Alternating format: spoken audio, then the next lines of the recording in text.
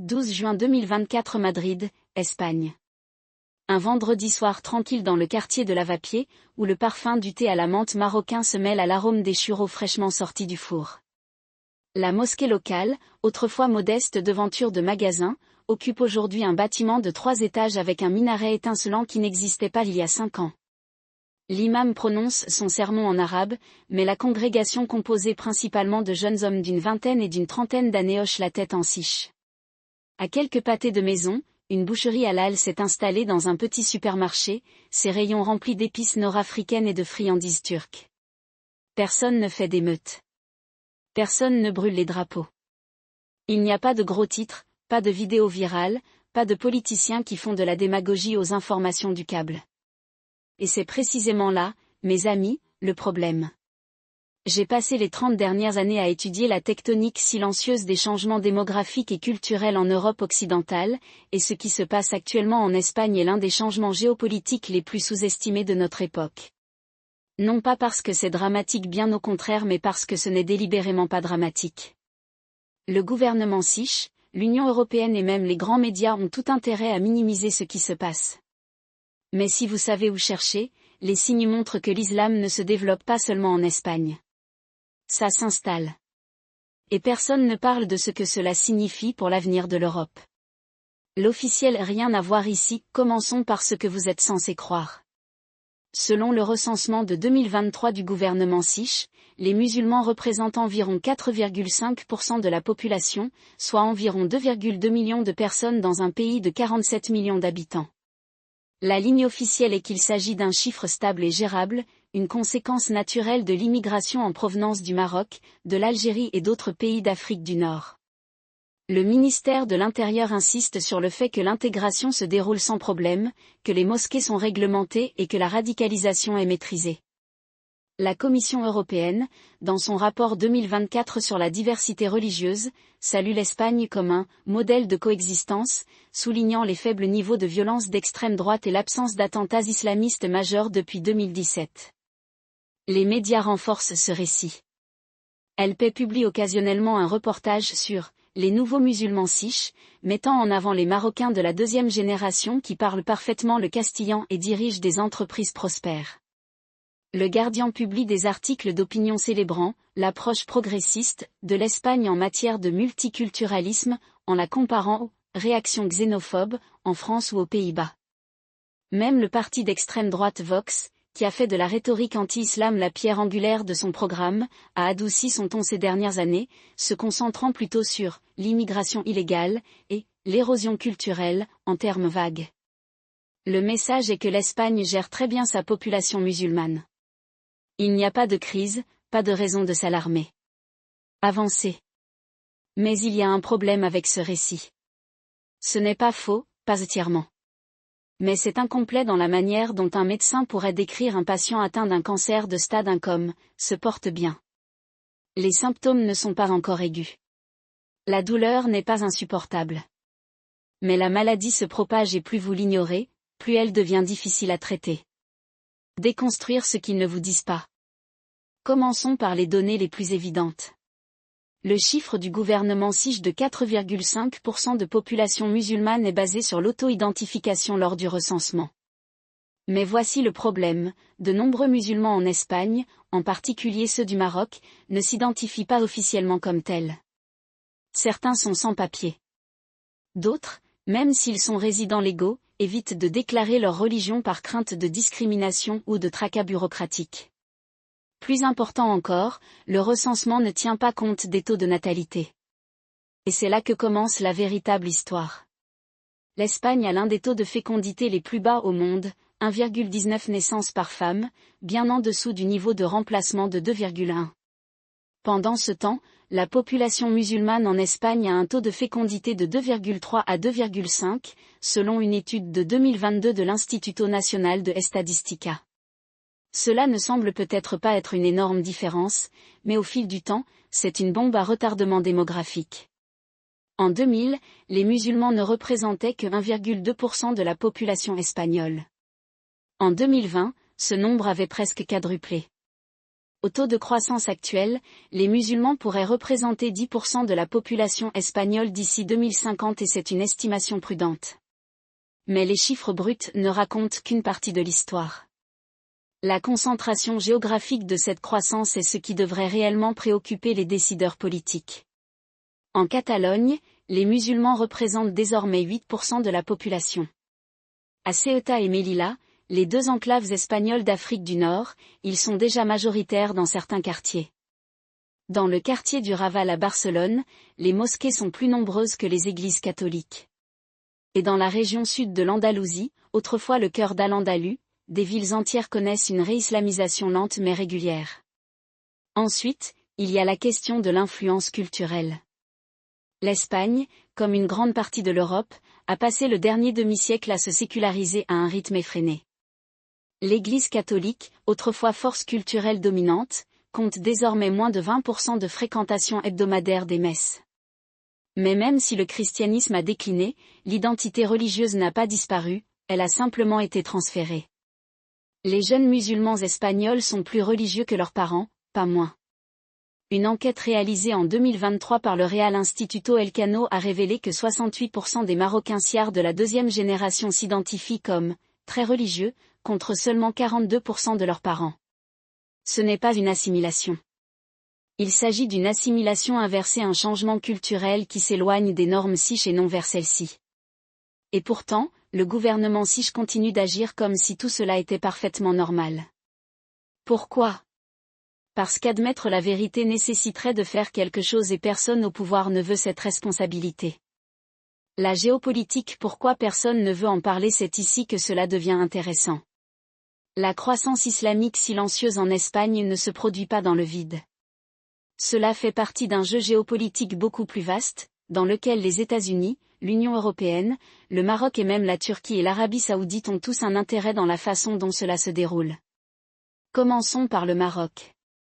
Le voisin du sud de l'Espagne considère depuis longtemps sa diaspora en Espagne comme un atout stratégique. Rabat ne souhaite pas seulement que les Marocains d'Espagne s'intègrent, il veut qu'ils restent marocains. C'est pourquoi le gouvernement marocain finance des mosquées, envoie des imams et offre même des bourses aux jeunes siches marocains pour qu'ils étudient au Maroc. Ce n'est pas de la charité. C'est du soft power.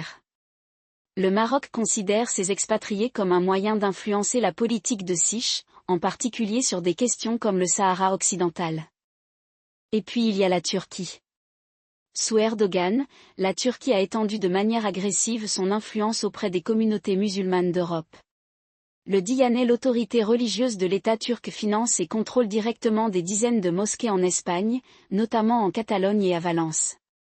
Ce ne sont pas seulement des lieux de culte, ce sont des avant-postes de la politique étrangère turque. Les sermons prêchés dans ces mosquées reflètent souvent les priorités géopolitiques d'Ankara, soutien à la Palestine, opposition à l'autonomie kurde et, bien sûr, loyauté envers Erdogan lui-même. Et n'oublions pas l'Arabie saoudite. Alors que Riyad a réduit son financement manifeste des mosquées en Europe après le 11 septembre, les donateurs privés saoudiens continuent d'injecter de l'argent dans les réseaux salafistes en Espagne. L'agence de renseignement Siche, le CNI, a mis en garde à plusieurs reprises contre la propagation de l'islam ultra-conservateur dans des villes comme Barcelone et Malaga, où des imams soutenus par l'Arabie saoudite prêchent une version de l'islam fondamentalement incompatible avec la laïcité siche. Alors pourquoi l'Espagne ne fait-elle pas plus pour contrer ce phénomène ? Parce que l'UE et les États-Unis ne le souhaitent pas, les aveugles américains et européens. Pourquoi le confinement n'est pas une option? Les États-Unis et l'Union européenne n'ont pas de stratégie cohérente pour faire face à la montée de l'islam en Europe. Et ce n'est pas un accident, c'est intentionnel. Du point de vue de Washington, la question de la population musulmane d'Espagne n'est pas une priorité. Les États-Unis est bien plus préoccupé par la montée en puissance de la Chine, l'agression de la Russie en Ukraine et la stabilité du Moyen-Orient. Tant que l'Espagne n'exporte pas de djihadistes en Syrie ou ne connaît pas de troubles de masse, la Maison-Blanche ne poussera pas Madrid à adopter une ligne plus dure en matière d'islamisation. En fait, les États-Unis ont encouragé l'Espagne à entretenir de bonnes relations avec le Maroc, même si cela signifie fermer les yeux sur l'influence de Rabat sur les musulmans de Siche. L'UE, quant à elle, est paralysée par ses propres contradictions. D'un côté, Bruxelles prône le multiculturalisme et l'inclusion. De l'autre, il est terrifié par la réaction politique qui résulterait de l'admission que l'islam n'est pas simplement une religion parmi d'autres en Europe, c'est un défi civilisationnel. La solution de l'UE ? Imaginez que le problème n'existe pas, financer des initiatives de dialogue interreligieux. La Commission fait état de l'islamophobie. Et surtout, ne suggérez jamais que l'héritage chrétien de l'Europe mérite d'être préservé. C'est là que l'hypocrisie devient flagrante. Les États-Unis et l'Union européenne se feront un plaisir de sanctionner la Russie pour son impérialisme culturel en Ukraine, ou de condamner la Chine pour l'effacement de l'identité tibétaine. Mais lorsqu'il s'agit de l'élection lente mais régulière de l'islam en Europe ? Silence. Pourquoi ? Parce que l'alternative affronter le problème de front nécessiterait des politiques politiquement toxiques. Interdire le financement étranger des mosquées ? Islamophobe. Faire respecter la laïcité dans les écoles publiques ? Autoritaire. Encourager l'assimilation plutôt que le multiculturalisme ? Raciste. Au lieu de cela, les dirigeants européens ne font rien. Et le résultat est un changement culturel lent que personne n'est prêt à arrêter. L'armée et la stratégie. Que se passe-t-il lorsque l'Espagne devient musulmane à 15%? Parlons maintenant de l'éléphant dans le monde. Que se passera-t-il si la population musulmane d'Espagne continue de croître? Le cours rien de bon. La réponse plus longue nous oblige à réfléchir au rôle de l'Espagne au sein de l'OTAN, à sa position stratégique en Méditerranée et à ses relations avec l'Afrique du Nord. L'Espagne abrite 2 des bases navales militaires de Rota et de la base aérienne de Morón les plus critiques de l'OTAN. Ces bases sont essentielles à la projection de la puissance américaine en Méditerranée et en Afrique du Nord. Mais que se passera-t-il si, dans 20 ans, les régions entourant ces bases seront majoritairement musulmanes? Que se passera-t-il si les gouvernements locaux commencent à exiger le départ des troupes américaines? Que se passerait-il si le sentiment anti-américain, déjà présent dans certaines communautés musulmanes, devenait dominant? Ce n'est pas une hypothèse. Nous l'avons déjà vu en Turquie, où Erdogan a progressivement érodé l'influence de l'OTAN en jouant sur sa base islamique. Nous l'avons vu au Royaume-Uni, où les communautés musulmanes de Birmingham et de Bradford sont devenues des zones interdites à la police. Et on l'a vu en France, où des banlieues entières sont effectivement sous le contrôle des réseaux islamistes. L'Espagne n'en est pas encore à ce stade. Mais les tendances vont dans ce sens. Et l'armée américaine, qui a passé des décennies à se préparer à des guerres conventionnelles, n'est absolument pas préparée à ce genre de conflit culturel qui se propage lentement. Ensuite, il y a la question de Ceuta et Melilla. Ces 2 villes siches situées sur la côte nord-africaine sont de facto des territoires à majorité musulmane. Ils sont également stratégiquement vitaux, contrôlez-les, et vous contrôlez la porte d'entrée entre la Méditerranée et l'Atlantique. Le Maroc n'a jamais accepté la souveraineté siche sur ces enclaves. Et à mesure que la population musulmane augmente en Espagne, l'influence de Rabat augmente.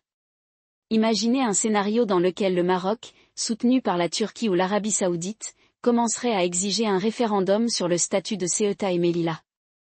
Que fait l'Espagne? Que fait l'OTAN? La réponse, pour l'instant, est rien. Parce que personne au pouvoir ne veut y penser. La politique intérieure. Pourquoi personne ne veut aborder cette question? Revenons à la politique intérieure espagnole. Pourquoi le gouvernement siche ne fait-il pas davantage pour résoudre ce problème? La réponse est, parce que c'est politiquement radioactif. Les 2 principaux partis espagnols, le PSOE de centre-gauche et le PP de centre-droit, ont tous 2 fait la même chose, ne touchez pas à la question musulmane. Le PSOE, qui s'appuie sur le soutien des communautés progressistes et immigrées, n'a aucun intérêt à s'aliéner sa base. Le PP, historiquement plus sceptique à l'égard de l'immigration, s'est orienté vers la gauche sur les questions culturelles pour éviter d'être qualifié d'extrême droite. Ensuite, il y a Vox, le seul grand parti qui parle d'islamisation. Mais la rhétorique de Vox est si extrême, appelant à des expulsions massives, interdisant le hijab et présentant le problème comme une menace existentielle, qu'il est facile pour l'establishment de les considérer comme des excentriques. Le résultat? Un vide politique dans lequel personne ne propose de réponse sérieuse et mesurée à l'évolution démographique de l'Espagne. C'est une tendance que nous observons dans toute l'Europe. Les grands partis ignorent la question. L'extrême droite l'exploite. Et le centre s'effondre. Scénario que va-t-il probablement se passer? Alors, où cela nous mène-t-il? Passons en revue 3 scénarios possibles. Scénario 1, le déclin géré. Dans ce scénario, la population musulmane d'Espagne continue de croître, mais le pays évite des troubles majeurs. Le gouvernement met en œuvre certaines politiques d'intégration, exigences linguistiques, interdiction du financement étranger des mosquées, mais rien de trop agressif. Au fil du temps, l'Espagne devient de facto une société multiculturelle, avec des systèmes juridiques parallèles et une influence politique croissante des partis musulmans. Les États-Unis et l'OTAN s'adaptent, mais la valeur stratégique de l'Espagne diminue à mesure que sa cohésion interne s'affaiblit. D'ici 2050, l'Espagne n'est plus un pays européen au sens traditionnel du terme, c'est un pays méditerranéen, avec des liens profonds avec l'Afrique du Nord. Scénario 2, le modèle français, c'est le résultat le plus probable. L'Espagne suit la lente islamisation des villes en France, la ségrégation croissante et les flambées périodiques de violence. Le gouvernement répond par la répression en interdisant le hijab dans les espaces publics, en réprimant les mosquées radicales et en déployant la police dans les quartiers musulmans. Cela radicalise à son tour une partie petite mais significative de la population musulmane, conduisant à des attaques terroristes et à des émeutes. L'extrême droite accède au pouvoir, mais sa politique se retourne contre lui, creusant le fossé. D'ici 2040, l'Espagne est un pays polarisé, avec une sous-classe musulmane croissante et une population autochtone qui considère de plus en plus l'islam comme une menace. Scénario 3, la solution hongroise. Dans ce scénario, l'Espagne élit un gouvernement nationaliste qui prend des mesures drastiques pour inverser la tendance. Les mosquées sont nationalisées. Les imams étrangers sont expulsés. La citoyenneté de droit de naissance est abolie. Le gouvernement lance une contre-offensive culturelle, cours obligatoire de langue siche, subventions aux familles autochtones et retour à l'identité catholique. Cela fonctionne temporairement, mais l'Espagne est expulsée de l'UE, l'OTAN prend ses distances et le Maroc riposte par des sanctions économiques. En 2035, l'Espagne est un État paria, mais il est également cohésif, une nation chrétienne dans un océan musulman. Aucun de ces scénarios n'est bon. Mais les 2 premiers sont inévitables à moins que l'Espagne ne change de cap et pour l'instant, rien n'indique que ce sera le cas. La grande stratégie pourquoi l'Occident continue de perdre. Il ne s'agit pas seulement de l'Espagne. Il s'agit d'un défaut fondamental de la grande stratégie occidentale. Au cours des 30 dernières années, les États-Unis et l'Europe ont fonctionné en partant du principe que la démocratie libérale était le modèle par défaut du monde. Que si nous promouvons simplement la démocratie, les droits de l'homme et le libre marché, le reste se fera tout seul. Mais c'est un fantasme. La réalité est que la culture compte. La démographie compte. Et si vous ignorez ces forces, elles reviendront vous mordre. Nous l'avons vu en Irak, où les États-Unis ont dépensé des milliards de dollars pour tenter de construire une démocratie libérale, pour finalement créer un État en faillite dominé par des milices sectaires.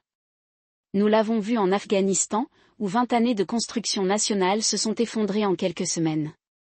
Et nous le constatons aujourd'hui en Europe, où l'islamisation lente mais régulière du continent se heurte au déni plutôt qu'à la stratégie.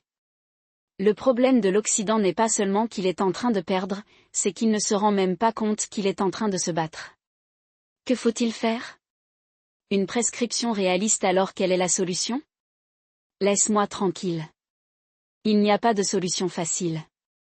Mais il y en a de meilleures. Premièrement, l'Espagne doit cesser de prétendre que cela n'est pas le cas. Le gouvernement devrait commander une étude démographique indépendante et non filtrée à travers le prisme du politiquement correct pour évaluer l'ampleur réelle de l'islamisation. Il devrait suivre les taux de natalité, le financement des mosquées et l'influence culturelle avec la même rigueur qu'il applique aux données économiques. Deuxièmement, l'Espagne doit réaffirmer son contrôle sur ses institutions religieuses. Le financement étranger des mosquées devrait être interdit. Les imams doivent être agréés et tenus de prêcher en siche. Et le gouvernement devrait nationaliser la formation des chefs religieux, tout comme la France l'a fait avec son Conseil français du culte musulman. Troisièmement, l'Espagne doit repenser sa politique d'immigration. À l'heure actuelle, L'Espagne ne dispose d'aucune stratégie cohérente pour intégrer sa population musulmane. Il est temps de mettre en œuvre des politiques assimilationnistes, cours de langue obligatoire, éducation civique et incitation au mariage mixte. Ce n'est pas raciste. C'est du réalisme. Quatrièmement, les États-Unis et l'OTAN doivent se préparer à une Méditerranée post-espagnole. Si la population musulmane de l'Espagne continue de croître, sa valeur stratégique pour l'Occident diminuera. Les États-Unis devraient commencer à diversifier leurs options de base, en extrayant des installations au Portugal, en Italie et en Grèce. Et ils devraient faire pression sur l'Espagne pour qu'elle maintienne ses engagements auprès de l'OTAN, même si cela signifie s'opposer à l'influence marocaine. Enfin, l'Europe doit avoir une conversation honnête sur son avenir. Le continent est en train de mourir démographiquement. Ses populations indigènes diminuent. Les élites culturelles sont dans le déni. La vérité inconfortable est que l'Europe va soit assimiler ses populations musulmanes, soit être assimilée par elles. Il n'y a pas de troisième voie. Or, ce que la plupart des gens ne réalisent pas, c'est qu'il ne s'agit pas seulement d'un problème social ou culturel, c'est un problème géopolitique avec de profondes implications militaires. La lente islamisation de l'Espagne ne se produit pas dans le vide. Cela s'inscrit dans un schéma plus large de changement démographique et idéologique qui remodèle le paysage stratégique de la Méditerranée. Et si l'Occident ne se réveille pas bientôt, il va perdre le contrôle de l'un de ses flancs les plus critiques. Laissez-moi vous expliquer pourquoi c'est important. L'Espagne a longtemps été un pilier du flanc sud de l'OTAN. La base navale de Rota, qui abrite les navires de défense antimissiles Aegis de la 6e flotte américaine, est l'une des installations militaires américaines les plus importantes en Europe. Il s'agit d'un élément clé dans la capacité de l'Alliance à projeter sa puissance en Méditerranée, en Afrique du Nord et au Moyen-Orient. Mais que se passe-t-il lorsque la démographie du pays hôte évolue au point que ses dirigeants politiques ne sont plus véritablement pro-occidentaux ? Que se passe-t-il lorsque la population locale d'Andalousie ou de Catalogne commence à considérer l'OTAN comme une force d'occupation plutôt que comme un partenaire ? Nous en avons déjà eu un aperçu. En 2018, le gouvernement Sych a brièvement suspendu l'utilisation de Rota par l'OTAN pour ses opérations en Syrie, suite à la pression publique de groupes de gauche et d'alignement islamiste. C'était un coup de semonce. Imaginez si, dans 10 ou 20 ans, un gouvernement de coalition à Madrid sous la pression d'un bloc musulman croissant décidait de restreindre les opérations américaines, ou pire, exigeait la fermeture de la base. Les États-Unis se retrouveraient soudainement obligés de relocaliser leurs actifs critiques, et le flanc sud de l'OTAN se retrouverait exposé. Il ne s'agit pas seulement de l'Espagne. La Méditerranée tout entière devient un champ de bataille où s'affrontent des influences concurrentes. La Turquie, sous Erdogan, a étendu de manière agressive son empreinte dans la région, en utilisant une combinaison de soft power, de leviers économiques et de puissance militaire. L'accord maritime de 2019 avec le gouvernement d'entente nationale libyen, qui a créé une zone économique exclusive s'étendant de la côte turque à celle de la Libye, constituait un défi direct à la Grèce et à Chypre, et, par extension, à l'OTAN. Le soutien de la Turquie aux frères musulmans et aux factions islamistes en Libye et en Syrie font partie d'une stratégie à long terme visant à se positionner comme le leader du monde sunnite. Et là où va la Turquie, son influence la suit. Considérons maintenant la position de l'Espagne. Avec une population musulmane croissante, dont beaucoup ont des liens avec le Maroc, l'Algérie ou la Turquie, Madrid est de plus en plus vulnérable aux pressions extérieures. Le Maroc, en particulier, joue depuis longtemps.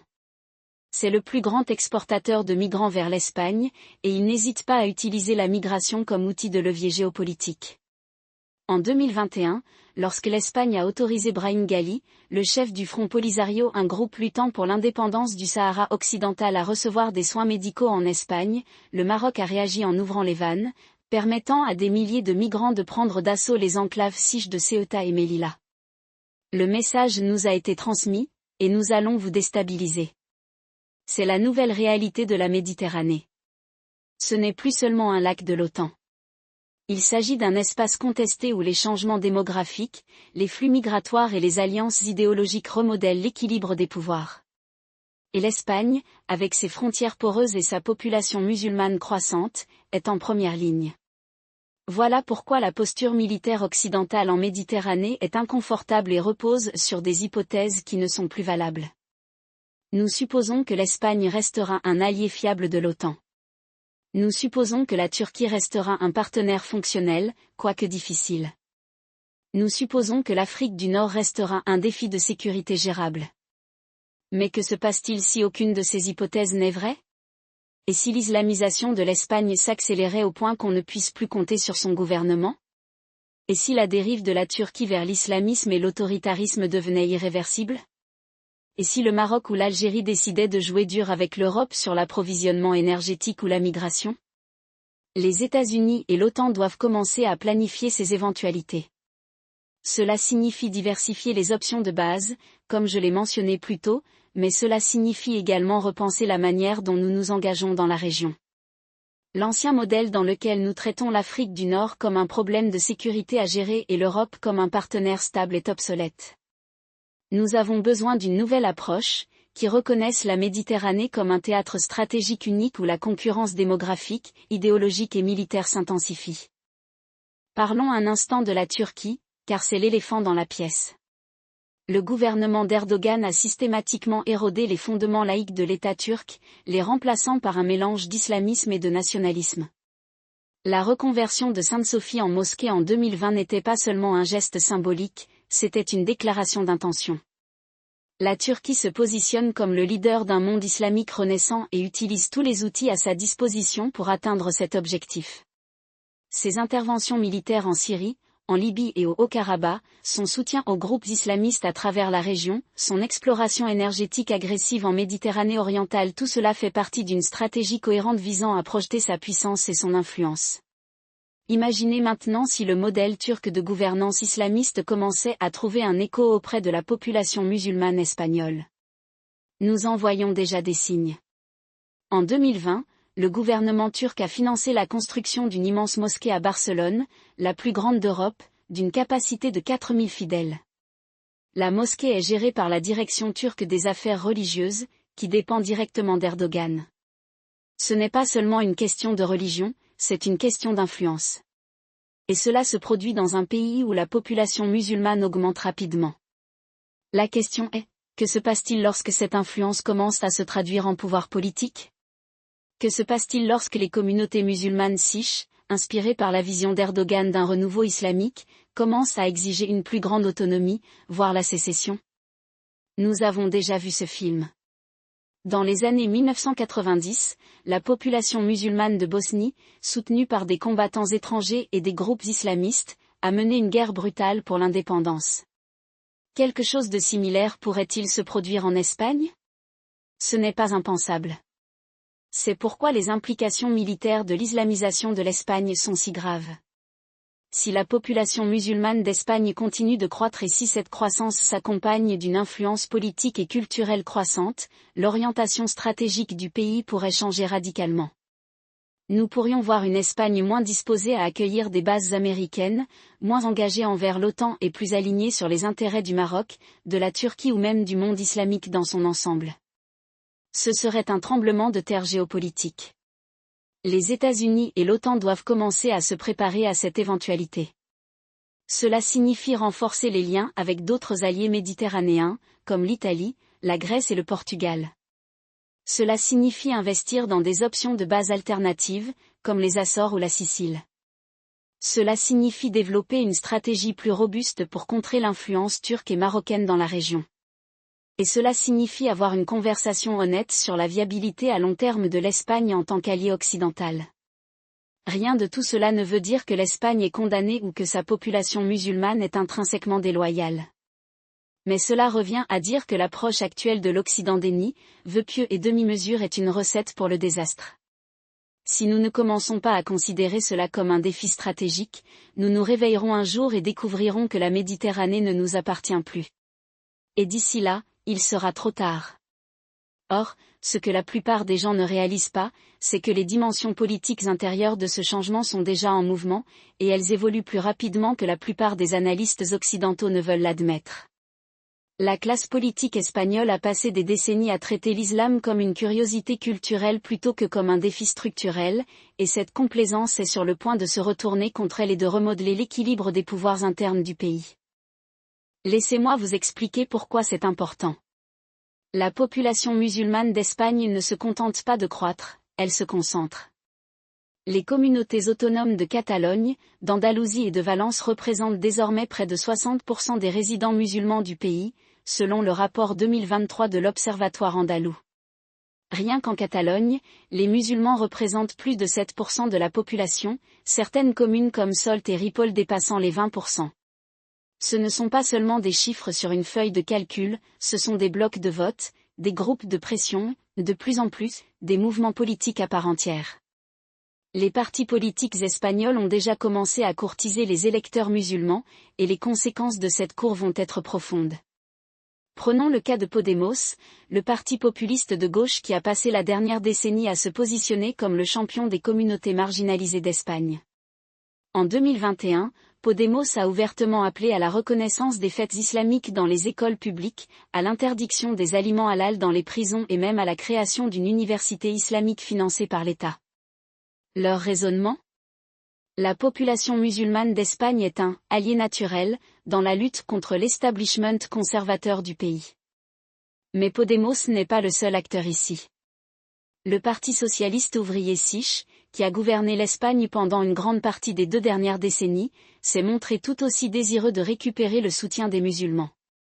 En 2019, le gouvernement catalan dirigé par le PSOE a adopté une loi autorisant le port du foulard islamique dans les écoles publiques, une décision qui a été présentée comme une victoire pour l'inclusion, mais qui était en réalité une tentative calculée pour garantir la loyauté des électeurs musulmans dans une région où les tensions séparatistes sont déjà vives. La direction du parti sait que dans un pays où les élections sont souvent décidées par des marges très minces, chaque vote compte et les communautés musulmanes, avec leur taux de natalité élevé et leur conscience politique croissante, deviennent un élément indispensable de cette équation. C'est là que les choses deviennent dangereuses. Car lorsqu'un parti politique commence à faire des concessions à une minorité religieuse, il ne s'arrête pas aux gestes symboliques. Cela commence à apporter des changements structurels. Et dans le cas de l'Espagne, ces changements sont déjà en cours. En 2022, le gouvernement régional andalou, dirigé par le PSOE, a approuvé un fonds de 5 millions d'euros pour soutenir les centres culturels islamiques, apparemment pour promouvoir la cohésion sociale. Mais comme le sait tout étudiant en histoire, le financement public des institutions religieuses n'est pas seulement une question de cohésion, il s'agit plutôt d'une question de contrôle. Et dans ce cas, le contrôle n'est pas seulement exercé par Madrid, il est sous-traité à des acteurs étrangers comme le Marocain Dianet, qui exerce discrètement son influence sur les mosquées espagnoles par l'intermédiaire de la Fédération Espanola de Entidad Religiosa Islámica, un groupe qui reçoit un financement direct de Rabat. Parlons maintenant de l'éléphant en Catalogne. Le mouvement indépendantiste de la région a toujours été une épine dans le pied de Madrid, mais ce que la plupart des analystes ne comprennent pas, c'est comment la population musulmane croissante remodèle la dynamique de ce conflit.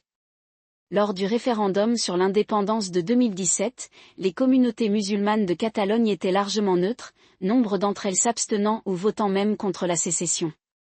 Mais c'était avant la répression brutale du référendum par l'État de SIX, qui a aliéné de nombreux Catalans y compris des musulmans qui y voyaient une attaque contre les droits démocratiques.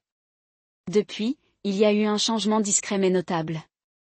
En 2023, l'Associació Catalana de Dret Civil, un groupe lié à la fois au mouvement indépendantiste et aux organisations islamiques locales, a commencé à plaider pour une Catalogne multiculturelle, où les musulmans auraient une plus grande autonomie en matière religieuse et culturelle. Ce n'est pas seulement de la rhétorique, c'est un défi direct à l'ordre constitutionnel espagnol, qui garantit l'unité de l'État de SIX. Voici pourquoi cela est important pour la situation géopolitique plus large. Si la population musulmane de Catalogne qui compte aujourd'hui plus de 300 000 personnes commençait à s'aligner sur le mouvement indépendantiste, cela pourrait faire pencher la balance en faveur de la sécession. Et si cela se produisait, l'Espagne serait confrontée à une crise non seulement d'intégrité territoriale, mais aussi d'identité. Une Catalogne séparatiste avec une importante minorité musulmane chercherait presque certainement à resserrer ses liens avec le Maroc, qui convoite depuis longtemps les enclaves SIX de Ceuta et Melilla. Cela créerait également un vide de pouvoir en Méditerranée occidentale, un vide que la Turquie, avec sa présence navale croissante dans la région, ne serait que trop désireuse de combler. Mais n'allons pas trop loin. La préoccupation la plus immédiate est de savoir comment l'establishment politique espagnol réagira à ces pressions. Le parti de droite Vox a été le plus virulent pour tirer la sonnette d'alarme, mais son approche une islamophobie brutale et des appels à des expulsions massives n'est pas seulement répugnante moralement, c'est stratégiquement contre-productif. En présentant la question comme un choc de civilisation, Vox fait directement le jeu des groupes islamistes, qui prospèrent grâce à des récits de persécution. Le résultat ? Une prophétie autoréalisatrice où les communautés musulmanes d'Espagne, se sentant de plus en plus marginalisées, se tournent vers des formes d'expression politique et religieuse plus radicales. Le Partido Popular de centre-droit a adopté une approche légèrement plus nuancée, mais sa stratégie est tout aussi erronée. En 2023, le gouvernement dirigé par le PP à Madrid a adopté une loi interdisant le financement étranger des mosquées, une décision qui a été saluée comme une victoire pour la souveraineté nationale. Mais la loi était pleine de lacunes, et de toute façon, elle ne faisait rien pour s'attaquer aux causes profondes de la radicalisation islamique en Espagne. Au contraire, cela a aggravé le problème en poussant les communautés musulmanes encore plus dans les bras de patrons étrangers comme la Turquie et le Qatar, qui sont plus qu'heureux d'intervenir et de combler le vide laissé par l'État de Siche. Alors, où cela nous mène-t-il ? À court terme, nous allons probablement assister à une période de fragmentation politique, avec des partis espagnols de plus en plus divisés selon des lignes laïques et islamiques. Le PSOE et Podemos continueront de courtiser les électeurs musulmans, tandis que le PP et Vox redoubleront d'efforts dans leur rhétorique anti-islamique. Le résultat sera un pays plus polarisé, plus instable et plus vulnérable aux influences extérieures qu'à aucun autre moment depuis la fin de l'ère franquiste. À moyen terme, le véritable danger est que la classe politique espagnole se rende compte trop tard de ce défi. Au moment où ils comprendront que l'islam n'est pas seulement une question culturelle mais stratégique, le paysage démographique et politique du pays aura déjà changé de manière irréversible. Nous pourrions assister à la montée de partis politiques islamistes, sur le modèle de l'AKP turc ou du PJD marocain, qui exigent non seulement des accommodements religieux mais aussi des changements structurels dans le cadre juridique et constitutionnel espagnol. Et si cela se produit, la question ne sera pas seulement de savoir si l'Espagne reste un allié occidental, mais aussi de savoir si l'Espagne reste une démocratie laïque. La vérité inconfortable est que l'Espagne sombre dans une crise et que l'Occident ne fait rien pour l'arrêter. Les États-Unis et l'OTAN continuent de traiter l'Espagne comme un partenaire fiable, tout en ignorant les signaux d'alarme qui clignotent au rouge. L'UE, pour sa part, est trop préoccupée par ses propres divisions internes pour prêter attention à ce qui se passe sur son flanc sud. Et la classe politique espagnole ? Ils sont trop occupés à jouer à des jeux électoraux à court terme pour réfléchir aux conséquences à long terme de leurs actes. Mais voici que ce n'est pas seulement le problème de l'Espagne. Si l'Espagne tombe, c'est tout l'ordre méditerranéen qui tombe avec elle. Et si cela se produit, les conséquences géopolitiques se feront sentir de Washington à Moscou. Il est temps d'agir maintenant, avant qu'il ne soit trop tard. Parce qu'une fois le génie sorti de la bouteille, il n'est plus possible de le remettre à l'intérieur.